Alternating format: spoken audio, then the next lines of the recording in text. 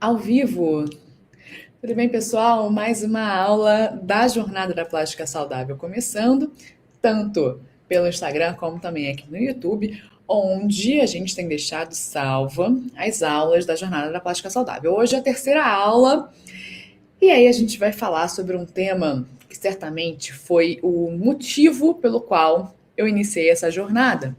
E é por isso que eu estou aqui hoje, porque eu comecei questionando o consenso de prevenção de trombose. Em cirurgia plástica, a gente quer evitar complicações, claro, em qualquer cirurgia, isso é o ideal, mas em cirurgia plástica, em geral, a gente não aceita complicação. E a principal complicação relacionada à morte são as complicações tromboembólicas. Então, a gente tem uma trombose venosa profunda, complicando possivelmente, né? É uma possibilidade com embolia pulmonar. E a gente tem na embolia pulmonar uma das principais causas de morte relacionadas ainda a cirurgias, e principalmente a cirurgia plástica, é o maior temor, né, de toda a equipe que trabalha com cirurgia plástica. E aí, eu compartilhei com vocês um post lá no meu feed do Instagram, comentando exatamente sobre a contestação do consenso de trombose que é utilizado hoje. A gente tem vários consensos, né? É claro que a gente quer trabalhar com referências, e o que a gente encontrou que trabalhava de uma forma mais clara, explicava de forma mais clara, seria o consenso do Hospital Sírio-Libanês, né? Hospital bastante renomado, né? Com corpo clínico renomado no Brasil e no mundo. E aí a gente trouxe exatamente esse consenso para validação, certo? Qual é a classificação que nós utilizamos hoje para avaliar risco de paciente com relação a complicações tromboembólicas? Caprini. Então, foi preenchendo sempre a classificação de Caprini, avaliando qual é o risco do paciente, que eu comecei a questionar. E é sobre isso que a gente vai falar por aqui. A gente vai comentar sobre cada um desses fatores e eu vou trazer a visão dessa medicina preventiva, que soma à cirurgia plástica, para que a gente possa compreender como a gente pode modificar o risco de trombose. E daí não só apenas a gente constatar que o risco é baixo, moderado, alto ou altíssimo, e não é difícil se enquadrar em altíssimo, aqui é muito importante dizer. Basicamente, a maioria dos pacientes estarão lá no risco altíssimo, e vocês vão deixar isso bem claro, né? Vai ser bem claro para vocês a verificação desse fato. E certamente cirurgiões plásticos que estão aqui conosco nessa aula já sabem disso. E a conduta que é preconizada é sempre a mesma. Risco altíssimo. Para Pitangui, por exemplo, que tem a clínica, né, Pitangui, tem uma própria classificação de risco, eles fazem essa avaliação, em geral eles trabalham heparina de baixo peso molecular, associada à compressão pneumática intermitente, associada à meia elástica. E aí o tempo ainda é a grande questão. Então, certamente, o ponto que eu quero levantar aqui se enquadra na questão de qual profilaxia a gente está usando, qual o tempo de profilaxia vai ser usado, realmente é uma profilaxia ou estamos falando quase de um tratamento? E no consenso do Sírio-Libanês, nós encontramos 7 a 10 dias de tratamento em casos de alto risco. E a gente pode continuar o uso dessa terapia se houver necessidade, ainda sem risco para o paciente. Mas e se a gente modificar o risco? E se eu mudar o risco e conseguir baixar esse risco? Aí sim eu estou falando de profilaxia. A profilaxia é a gente avaliar, constatar o risco e tomar medidas que não modificam. A gente está falando de medicina preventiva. Então, vamos lá. Nós temos na classificação de Caprini vários fatores, cada um deles com pontos, e a gente vai somar esses pontos ao fim para a definição do risco, correto? E a partir disso definir conduta. Então, vamos começar aqui pontuando sobre cada um dos fatores de risco que tem um ponto. Um ponto, se eu tenho idade maior que 40 até 60 anos. Aí eu já, claro, né, quanto mais velhos estamos ficando, maior risco temos. Mas, por exemplo, posso falar de mim mesma. Estou quase nos 40 e eu acredito, não, eu tenho certeza que a minha saúde hoje é menor do que quando eu tinha menos de 30. Melhor do que quando eu tinha menos de 30. A gente está colocando todo mundo, né, no mesmo saco e considerando sem individualizar. Cirurgia de grande porte é menos de um mês. Quando a gente fala de cirurgia plástica, eu possivelmente não vou operar um paciente que teve uma cirurgia de grande porte há menos de um mês, porque a gente tem um paciente mais consumido, mais inflamado, ainda com resposta endócrino-metabólica ao trauma, que tem relação, portanto, com esse um ponto que é somado aqui mais uma vez. Varizes. Varizes de membros inferiores. As varizes de membros inferiores, claro, uma doença vascular varicosa, realmente, como um cirurgião vascular acompanha esse paciente e ela tem realmente uma doença varicosa, a gente pode sim, pela tortuosidade de vasos, pela má funcionalidade dos vasos, sim, ter um aumento de risco de trombose, um ponto. Eu até acharia que deveria ser mais, né? Mas, na compreensão que a gente trabalha aqui na cirurgia plástica saudável, qual é a questão? Se eu tenho um paciente inflamado, ele tem retenção. E quando a gente pensa em varizes, a gente está falando lá dos membros inferiores, né, em geral, que é onde a gente tem esse retorno venoso acontecendo, né, antigravitacional, e a gente tem a parede do vaso, a parede dessa veia, e temos válvulas. A minha visão e compreensão, na minha experiência, traz a percepção de que, quando o paciente está com esse infiltrado, inchaço ao redor desse tecido, a gente tem compressão dessa parede vascular. E a parede que deveria ter uma mobilidade começa a perder essa mobilidade por compressão. Então, a gente tem um prejuízo à função vascular, né? Com aumento de refluxo venoso, né? Com dificuldade de retorno venoso. E um outro fator de risco que nós temos aqui é um edema recorrente de membros inferiores. E realmente, o que a gente quer questionar, isso realmente é um problema vascular?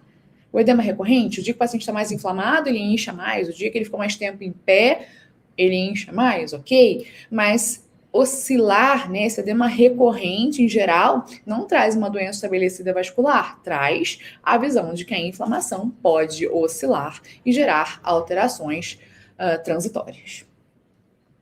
Histórico de doenças inflamatórias intestinais. Estávamos eu e Lorena aqui discutindo sobre isso.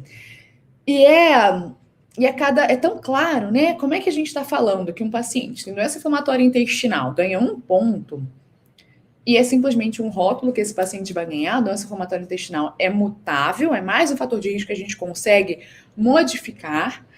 Nós temos na clínica Evoé diversos pacientes em acompanhamento, principalmente pelas nutricionistas, em conjunto com os nutrólogos e médicos que trabalham com essa visão de longevidade saudável, que a gente tratou o paciente, que ele não tem mais doença inflamatória intestinal, que certamente com acompanhamento, tratamento e com a melhora da desbiose intestinal e dessa função intestinal, a recuperação da permeabilidade intestinal que estava excessiva, né, voltando essa barreira íntegra, ele não tem mais doença. E ainda assim é considerado, só por ele ter um histórico, é considerado aqui como um risco, mesmo que isso tenha modificado. Obesidade. E daí ele coloca ainda a classificação relacionada a IMC, índice de massa corpórea acima de 25, definindo como obesidade. A gente nem está mais usando essa classificação, né? Uma crítica, porque a gente não está considerando o percentual de gordura, porque o paciente pode ter um IMC aumentado e ter, na verdade, grande massa muscular e uma baixa massa de gordura. E aí o IMC é alto. Então, quando a gente avalia a composição corporal, como a gente já discutiu por aqui, a respeito de perda de resultado, mesmo que o peso tenha baixado, o paciente teve uma perda de resultado com relação à composição corporal. Por quê? Porque ele teve redução de massa magra, aumento de massa gorda, né? Então, ele teve um aumento do percentual de gordura. E aí, o paciente com mais de 40% de percentual de gordura, a gente considera como obesidade. Daí, realmente, concordo, ponto tem que ser dado, porque o obeso tem no próprio tecido adiposo um tecido, né, inflamatório. Liberam várias toxinas inflamatórias ali que perpetuam essa situação e realmente pioram o quadro. Ponto aqui que eu concordo totalmente. E a gente tem algumas doenças relacionadas, obviamente, ao envelhecimento. E quando a gente fala em envelhecimento, não é uma doença relacionada à idade. A gente está falando aqui que o envelhecimento sem tratamento não tem saúde. E daí, o que a gente espera com o envelhecimento da população é ver maior incidência de doenças crônico-degenerativas, como DPOC. A gente tem aqui infarto agudo de miocárdio, uma doença cardiovascular, né, relacionada à inflamação vascular, que a gente tanto fala por aqui, a gente falou nas 2 últimas semanas. Aproveito aqui e dá uma pausa, se você não assistiu.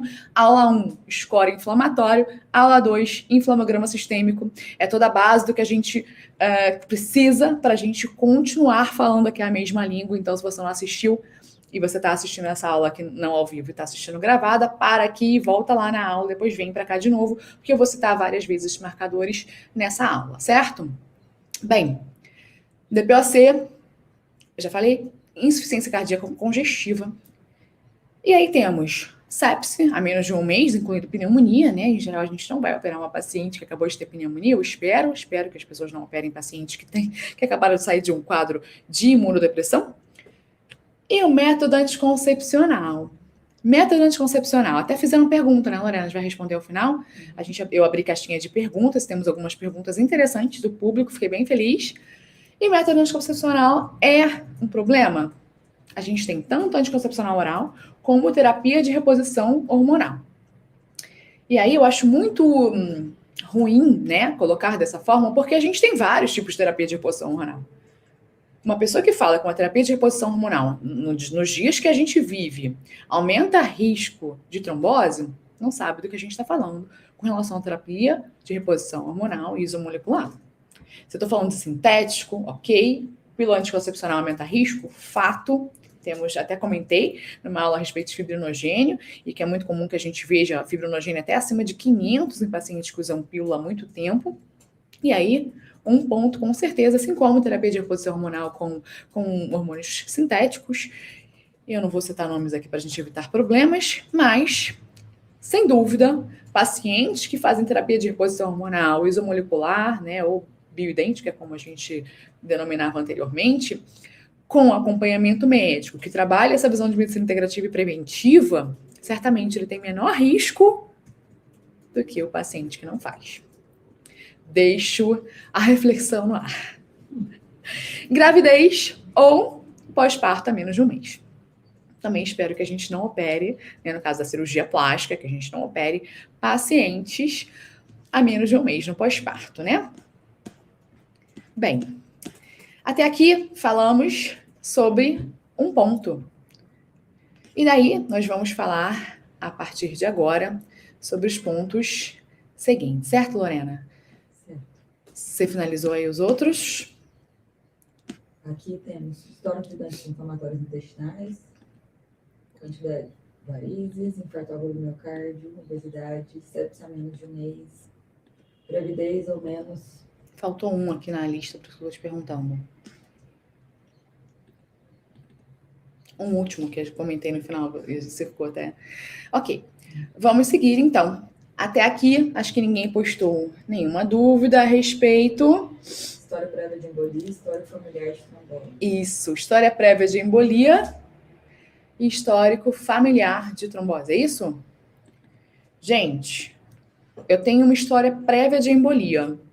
Significa que hoje a minha saúde é igual a quando eu tive essa história? Então a gente tem, né, obviamente, que individualizar, mais uma vez estou falando sobre isso, porque uma paciente, eu tenho vários pacientes que chegam ao consultório e referem, doutora, eu tenho um histórico de trombose, me preocupa muito. Doutora, eu tenho uma mãe que fez uma cirurgia plástica e teve uma trombose, foi para a UTI. Então, são pacientes que buscam, geralmente, a cirurgia plástica saudável porque já tiveram alguma experiência negativa, se eu posso assim dizer, né? E, portanto, tem medo. E daí elas buscam a saúde exatamente para eliminar o medo, porque daí é um medo, é algo palpável, concreto, né, para elas. E é algo que é possível reduzir, né, minimizar. A gente quer mesmo mitigar, certo? Então, finalizamos aí com esse final a respeito... Não era isso, Lorena, é aqui, ó. História inexplicada de natimorto, abortos de repetição, prematuridade com toxemia ou desenvolvimento restrito. Que é ainda pior, né? Porque uma paciente tem histórico de abortos de repetição, que geralmente são investigados, né? Paciente que tenha mais de 3 abortos, geralmente passa por investigação com relação à trombofilia hereditária, é avaliado a parte de genotipagem desse feto, enfim. Mas aqui ele coloca como história inexplicada, né? Na verdade, a gente tem várias explicações para isso, mas não é o assunto da nossa aula. 2 pontos, nós temos idade. Bom, então, pausa. 2 pontos, certo, gente? Até aí, vamos lá, eu quero que vocês vão somando junto comigo para a gente pensar na gente mesmo e se surpreender ao final. Tem algum ponto aí, Lorena? Olha, por aqui vou te falar. Por aqui, por enquanto, você não, né? Por aqui, porque você é não, jovem. Tem vários aqui que acho que muita gente vai ter. Muita gente, né? Certamente a questão de idade é uma questão, cirurgia às vezes podemos ter, varizes também, né? Doença inflamatória intestinal, tô relembrando. Edema recorrente de membros inferiores, acho que é algo que muita gente vai marcar. O restante nem tanto. Uso de anticoncepcional e terapia de reposição hormonal, eu me enquadraria aqui, porque eu faço terapia de reposição hormonal com testosterona isomolecular e meu risco inflamatório é baixíssimo. Pós-parto não é menos de um mês por aqui, o restante ok. Então, 2 pontos. Vamos lá. Idade um pouco maior, 60 a 74 anos. Artroscopia é uma cirurgia aqui que soma 2 pontos. É claro que esse score não é apenas para cirurgia plástica, né? Para qualquer situação, essa classificação. Câncer, tanto um histórico como presente. Em geral, na cirurgia plástica a gente vai trabalhar, né, com relação ao câncer pensando em reparação, principalmente cirurgias de mama reparadoras que podem ser realizadas no momento da cirurgia com a mastologia da ressecção tumoral, né, de uma reconstrução imediata, como não? Então aqui a gente já teria um paciente com 2 pontos. Uma paciente que vai fazer cirurgia laparoscópica com duração de mais de 45 minutos ou que seja uma cirurgia de grande porte com mais de 45 minutos, e aqui eu quero fazer uma pausa mais uma vez, lembrando que tem várias fontes, né? Algumas consideram 45 minutos, outros 1 hora, tem outros lugares que a gente teve até 2 horas, tá? Por exemplo, no Hospital Israelita Albert Einstein, onde eu preencho, assim como todos os outros cirurgiões que trabalham por lá, preenchemos sempre ao fim. Eu costumo muito compartilhar isso por aqui, durante o momento que eu estou lá, preenchendo esse material, e eles consideram lá, por exemplo, 2 horas, certo? Então, é muito difícil que uma cirurgia plástica não passe de 45 minutos. Então, aqui a gente está colocando 2 pontos para paciente que vai fazer uma cirurgia plástica básica. Talvez uma prótese de mama, uma linfoplastia, mas a maioria das vezes a gente vai ter uma cirurgia geralmente combinada que passa desse tempo. Então, 2 horas já na reserva aí, já contando. Paciente confinado ao leito, mais de 72 horas, a gente, obviamente, a imobilização gera estase venosa, aumenta risco, assim como a imobilização de membro, com gesso, com tala também, e acesso venoso central. Até aqui, acho que o mais relevante, com certeza, foi a questão da cirurgia, né, do tempo cirúrgico. E daí, nós já sabemos que cirurgias de mais de 2 horas, uma cirurgia de médio ou grande porte, dá aqui 2 pontos nessa soma. 3 pontos agora. Idade, acima de 75 anos. Esse daqui bastante relevante, história prévia de trombose venosa ou embolia pulmonar. E abaixo, logo, história familiar de trombose. Então, se eu tenho um histórico de trombose, ou se eu tenho alguém na minha família que teve trombose, eu já tenho 3 pontos. E daí, a gente vai entrar agora em vários itens, né? Vários fatores. Não queria falar várias marcações, vários fatores aqui que estão nessa marcação dos 3 pontos. Eita, né? São subitens. Subitens que trabalham trombofilia. Então, a gente está assumindo que pacientes que têm fator 5 de Leiden positivo, realmente, né? A gente está falando de trombofilia hereditária, 3 pontos. Pacientes com protrombina A positiva, 3 pontos. Paciente com anticorpos anticardiolipinas ou anticoagulante lúpico positivo. Nós temos aí doença autoimune, né? Um fator antinuclear, né? Tudo isso que tende a trabalhar a ideia de trombofilia, mesmo que a gente não veja uma doença, um diagnóstico fechado de doença autoimune, como lúpus e outras, né? E a gente entende, a princípio, que é apenas a trombofilia hereditária que está relacionada a um risco aumentado. Então, a paciente ou um paciente que vai realizar uma cirurgia e tem histórico de trombose, tanto pessoal como familiar, realiza uma investigação de trombofilia hereditária, né? Em geral, é a conduta de hematologistas perante o quadro. O cirurgião plástico, quando recebe esse histórico, geralmente ele encaminha para o hematologista e é avaliada esse perfil hereditário, porque a gente trabalha bastante com teste genético, tá? E não é tão comum que a gente veja esses fatores positivos. E daí, eu queria trazer aqui mais uma vez uma reflexão, que é para isso que eu estou aqui, para gerar dúvidas, questionamentos que façam vocês que estão acompanhando aqui comigo essa jornada, façam vocês questionarem o que está sendo realizado até então, né? O que está sendo empregado e o que está sendo seguido. Então, se eu não tenho uma doença hereditária, o que eu tenho? Como é que eu tive uma trombose? Por que minha mãe teve uma trombose na cirurgia plástica? Foi apenas a cirurgia plástica responsável pela trombose? Ou é um paciente que já está com o copo cheio e a cirurgia plástica foi mais uma gota para fazer transbordar? E daí, se eu estou falando que não é hereditário, isso certamente é adquirido. E se é adquirido, você pode ter certeza que tem relação com hábitos de vida. Ou mesmo que seja hereditário, são os hábitos de vida quem vão modular a expressão desse polimorfismo que gera esse risco. E se eu tenho bons hábitos de vida, eu estou impedindo a manifestação desse polimorfismo. Logo, a minha epigenética não é favorável à trombofilia se meus hábitos de vida impedem que essa expressão aconteça. Assim, estou dizendo para vocês que mesmo que seja hereditário ou adquirido, hábitos de vida, que é o que a gente propõe aqui, essa melhora de hábitos de vida com relação à atividade física, boa nutrição, né, uma boa alimentação, uma alimentação anti-inflamatória, antioxidante, por aí vai, e a própria modulação, né, da parte fisiológica, metabólica e hormonal, vai permitir uma mudança da qualidade, né, e do risco desse paciente. E aí, ter um histórico muda o que ele tem hoje? Se ele tratou? Não, né? E aí, se ele tem história positiva, eu vou considerar 3 pontos? Ou eu vou perguntar para esse paciente como é que está sendo a qualidade de vida hoje, como são os hábitos de vida dele hoje. Medicina social, não tem como a gente dissociar o social do que o paciente apresenta.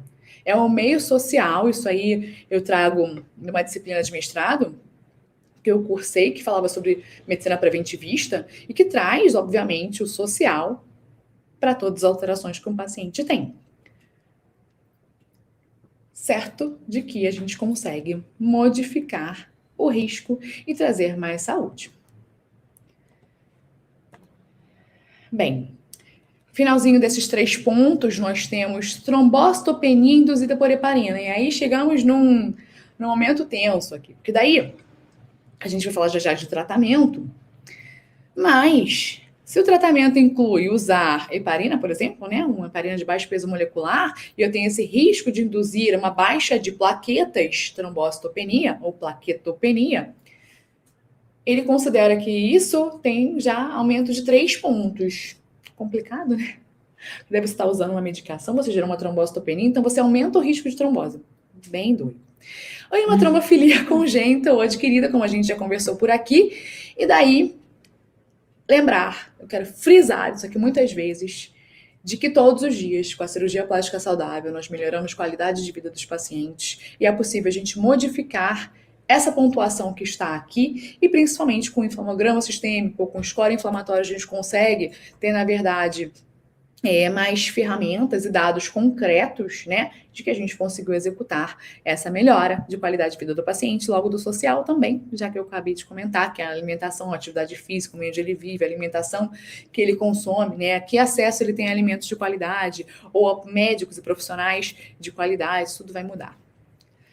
E aí vem 5 pontos, aqui a gente não tem tanta coisa pensando em cirurgia plástica, ou, né, cirurgias estéticas, enfim, artroplastia de membros inferiores, fratura de pelve, coxa, perna, AVC, soma 5 pontos, um AVC precoce, voltei aqui, um politrauma anterior, né, lesão medular, enfim, a gente já não entra tanto nessa parte dos 5 pontos, ok.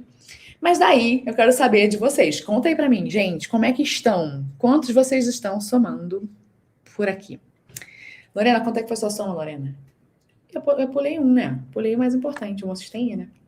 Essa da homocisteína acho que Volta. pega muita gente. Muita gente. Calma aí, pausa. Fiz uma... Pulei a minha estrela. Já comentei com vocês na primeira aula sobre score inflamatório, que para mim a estrela de tudo isso é a homocisteína, exatamente porque ela se encontra na classificação de Caprini. E daí, se o profissional, principalmente cirurgião plástico, já sabe que a homocisteína aumentada é um risco que traz 3 pontos para o paciente, como vamos lidar com isso? Então, vamos usar a homocisteína para tocar a mente desse cirurgião plástico. Em geral, homocisteína é elevada como valor de referência quando eu estou falando de não ter doença. Aceitamos de 5 a 15. Então, 16 para cima é uma hiperhomocisteinemia. Nós temos um quadro, portanto, estabelecido de aumento de homocisteína. E daí a gente tem esses 3 pontos. Muitas vezes, alguns colegas encaminham para o hematologista. E a conduta, pelo menos até onde eu consegui alcançar, não traz tratamento. Então, tipo, você tem esse quadro, a gente vai acompanhar, vai avaliar o seu risco, você tem um risco maior de trombose, e é isso, seja feliz. A gente já sabe agora, a Lorena colocou aqui, ó, não tem pontos, porque a minha paciente, eu trato, ela tá certinha, é verdade, mas é jovem, né, a gente não usa anticoncepcional, não vai fazer cirurgia hoje, mas se fosse fazer uma cirurgia, seria mais de 45 minutos, seria aí já 2 pontos. Já teria esse ponto automático. Tá. Bem... E aí, gente, a questão é que eu tô falando de valor ótimo. Quando a gente tá falando de saúde e não de doença, eu estou querendo trabalhar níveis ótimos, que não são os níveis que a gente costuma trabalhar em laboratórios, valores de referência tão amplos de laboratório. E eu tô aqui, já tinha trazido essa informação para vocês, qual é o nível ideal de homocisteína. E foi isso que eu coloquei no nosso material, vou compartilhar com vocês depois dessa live, vai ficar salvo lá nos destaques, tá? Esse material. A homocisteína abaixo de 8, menor ou igual a 8. Eu preciso dizer para vocês que, na minha prática, né, a maioria dos meus pacientes são saudáveis, eu tenho pacientes que têm histórico de trombose, histórico de aborto, isso é bastante comum, na verdade, mas a maioria não costuma ter níveis acima de 16, né? Acima de 15. Não é tão comum e eu acho ótimo, né? Então, isso significa que a maioria dos cirurgiões também não devem receber pacientes com níveis tão aumentados. E isso não gera a compreensão de que eles têm ali um paciente com um elevado risco. Na verdade, elevado eu não posso dizer, porque, na verdade, quando o paciente tem 3 pontos, posso dizer, ele tem um risco alto, mas não altíssimo, tá? Então, eu queria falar elevado, que seria o máximo. Então, um paciente que tem 3 pontos, ele já tem um risco alto. E daí, quando ele não está abaixo de 15, né, 15 ou menos, não colocam esses 3 pontos. Mas é muito comum, certamente a maioria dos pacientes se encontra nesse intervalo entre 8 e 16. E aí, é uma situação que pode comprometer cirurgia, né, que pode comprometer resultado, que aumenta o risco do paciente, que poderia ser modificável. Eu já contei para vocês também que a gente pode modificar a homocisteína. Eu já comentei até um pouquinho aqui um spoiler de como fazer isso usando o complexo B, usando metilfolato, usando vitamina B12, metilcobalamina própria formativa, usando B1, B6, enfim. E é assim que a gente trabalha no nosso dia a dia. Essa semana mesmo atendi uma paciente que estava com homocisteína de 17, 3 meses atrás, e agora está com homocisteína de 7. No pré-operatório, ela opera no próximo dia 8. Olha que beleza. Então, isso mostra que é mutável. E ela tinha realmente um risco aumentado, maior que 3, e agora eu tirei 3 pontos do risco dela. Mudamos ou não mudamos o risco? Isso sim é prevenção e profilaxia. É isso, gente. Logo, vamos relembrar aqui a soma da pontuação e definir risco, certo? Se você tem, ou o seu paciente, 0 ou 1 ponto, você tem um baixo risco. Se você tem 2 pontos, você tem um risco já moderado. 3 a 4 pontos, um risco alto. 5 pontos ou mais, um risco altíssimo. E eu já falei aqui, paciente que toma pílula com homocisteína já está no altíssimo. Paciente que tem uma cirurgia de 45 minutos, com histórico de trombose familiar, já está no altíssimo. E por aí vai, é muito simples que nós tenhamos um paciente de altíssimo risco. E aí o que é feito?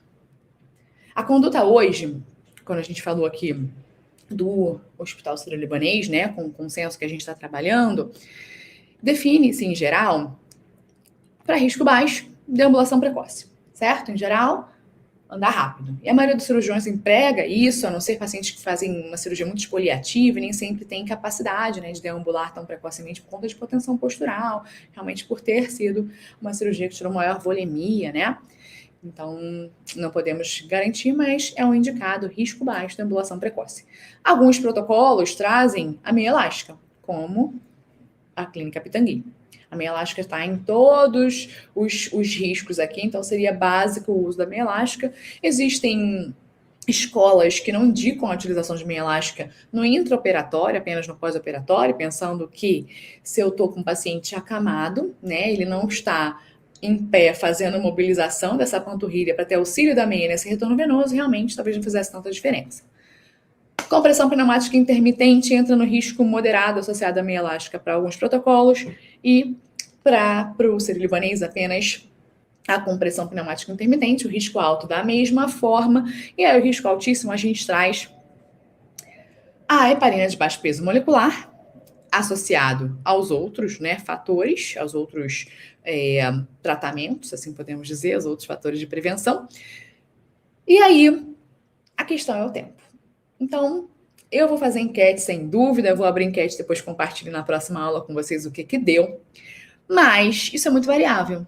A gente pode realizar apenas a dose profilática, que é o mais comum, e geralmente aí eu hoje faço uma associação, né, da escala de Caprini com o score inflamatório e o inflamograma, e eu faço hoje um confronto entre as duas classificações, principalmente lá no prontuário do Hospital Albert Einstein, onde eu sempre questiono. Então, eu nunca concordo. Então, a gente, em geral, preenche essa classificação antes da cirurgia, falamos para o paciente, olha, a gente tem aqui um risco altíssimo, um risco alto, enfim, a gente vai trabalhar dessa forma. E a gente deve reavaliar depois da cirurgia, porque a gente pode ter tido algum advento, um aumento de porte cirúrgico, né, um tempo cirúrgico maior ou alguma intercorrência na cirurgia que justifique essa reavaliação, e de acordo com a revisão, a gente define que essa vai ser a classificação de risco do paciente, definimos conduta. O próprio sistema, nesse caso, ele já sugere qual é o risco baseado em MC, peso, altura, idade, como eu falei, associado aos outros fatores que a gente vai preenchendo na escala, assim como a gente foi falando por aqui.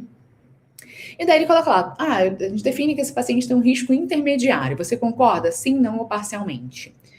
Raramente, acho que eu nunca concordei.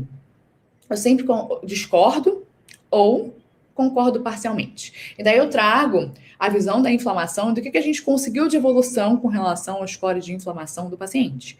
Se a gente teve uma melhora de um score de inflamação severo para leve, gente, a gente modificou o risco, a gente melhorou a inflamação vascular dessa paciente, logo o risco também reduziu.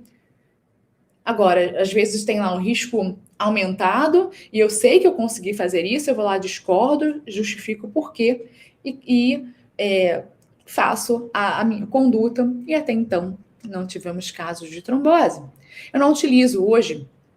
Geralmente eu trabalho dose profilática, né, com pacientes que têm risco leve, score inflamatório leve, e às vezes eu chego 7 dias, até 10 dias, como preconiza o Hospital Sírio-Libanês, até 10 dias.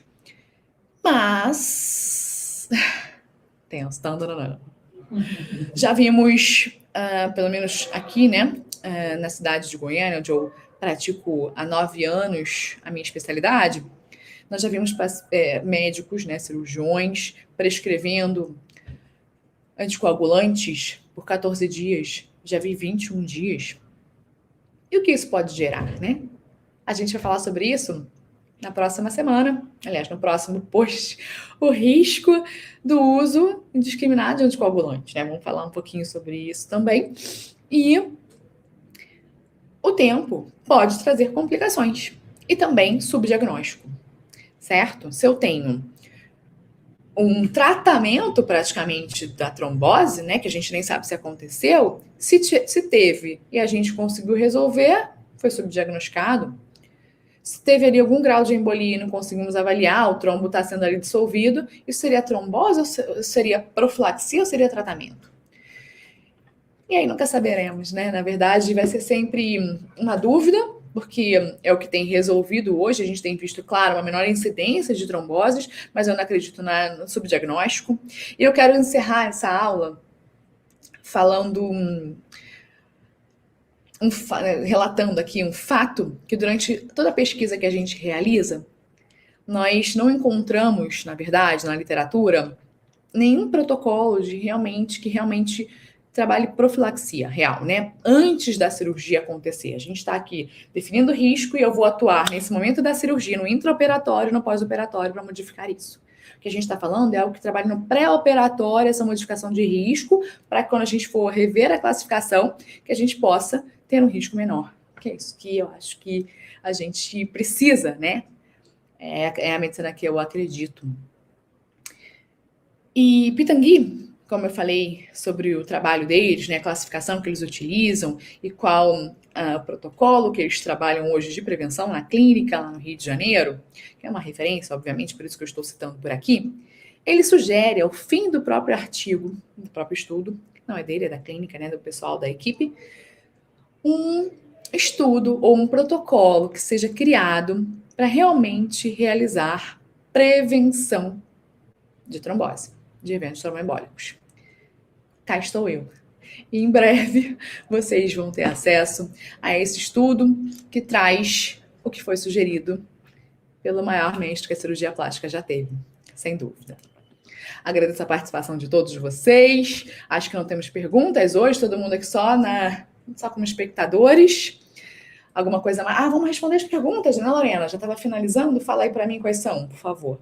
Quando viaja, qual é o tempo depois que volta para poder fazer a cirurgia segura?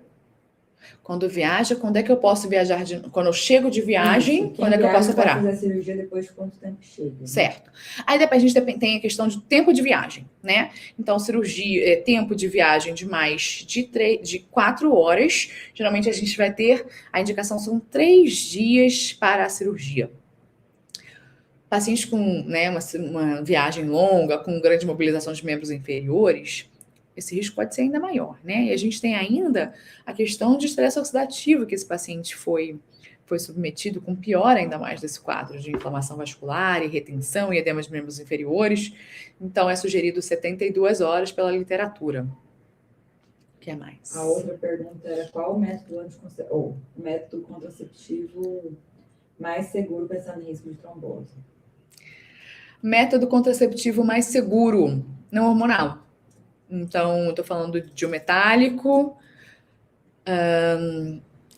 abstinência sexual, é o melhor contraceptivo que temos. Apenas. Cortaram mal pela raiz. Né? Não tem problema. Camisinhas, né? Feminina, masculina. Então, métodos não hormonais, sintéticos. Certamente a contracepção mais segura para não influenciar nessa inflamação vascular e risco para a cirurgia. Tinha mais uma? Fechou? A outra não? Então, acho que aqui a gente finaliza as dúvidas, finaliza o tema que eu queria trazer para vocês. Espero que vocês tenham gostado, que tenha gerado uma reflexão e que tenha aberto a sua mente para uma nova visão e nova abordagem, que é o que a gente está fazendo por aqui. Até a próxima.